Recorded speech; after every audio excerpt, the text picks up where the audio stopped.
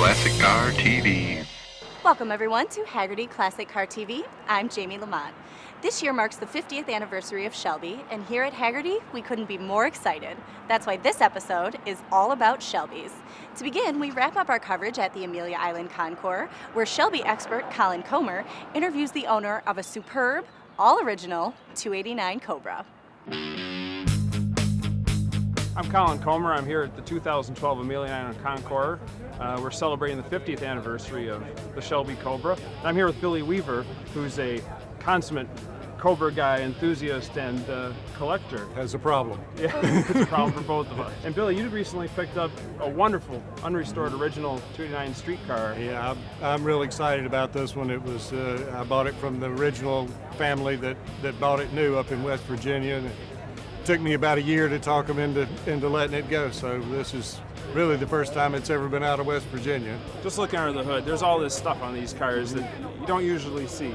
I mean, original alternator, you know, like I said, the heater control valve, and it's interesting. You still have the break-in cooling fan on the car, which was supposed to be removed at the first service by the selling dealership, and a lot of guys in warmer climates left them on to help cool the car down. And I'm glad they did on this one. And I love the, you know, like I said, the original air cleaner, and a lot of stuff on these cars. You have the Cobra dress-up kit with the fend aluminum valve covers and the chrome air cleaner. People want to know why you put a shoelace around it, but that was how Shelby didn't keep the heater hoses together.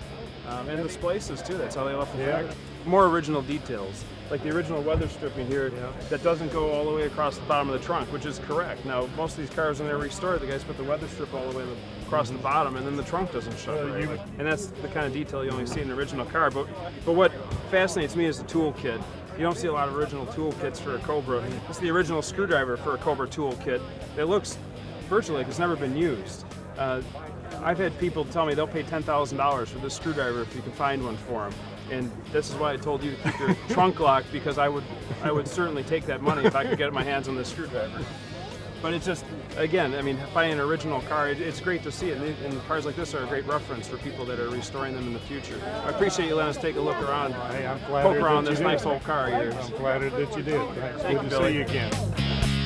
Next up, we feature a 1967 Shelby Mustang GT500 for this week's ride-along. Enjoy.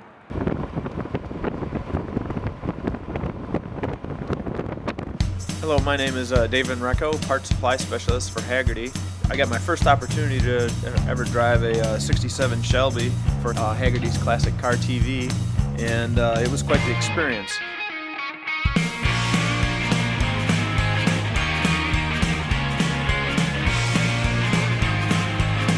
I wasn't real sure out of the box what to expect out of the 428 and that with the automatic transmission, but I'll certainly say the horsepower that's produced between the 428 and the pair of Hollies definitely does a good job of putting power out and really zapping you down the road.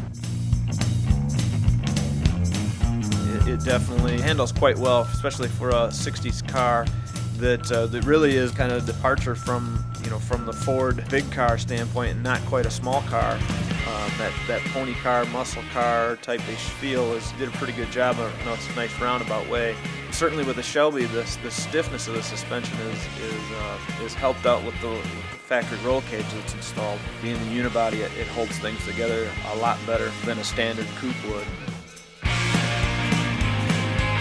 As far as a cockpit feel, it does have a tendency to feel like you're being wrapped around with the seat slightly, with the console and the gauge pack that's right smack dab in front of you, and a nice thin steering wheel, that really kind of adds to the overall feeling. With the chrome in that package, it gives you that feeling of a little bit of class, but a whole lot of muscle when you put your right foot to the floor, and then even on the brake side of things, it does a pretty good job of bringing things to a halt and feeling comfortable in the car.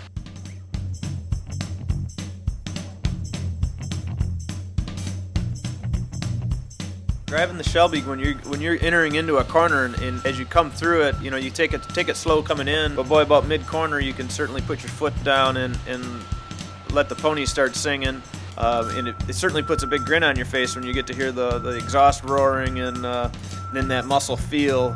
It does a good job overall.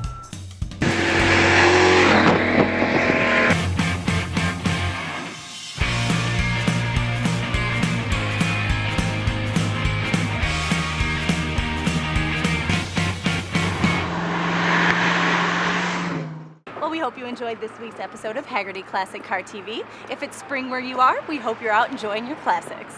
Make sure to log on to Hagerty.com/ClassicCarTV for upcoming episodes and leave your comments below. See you next week.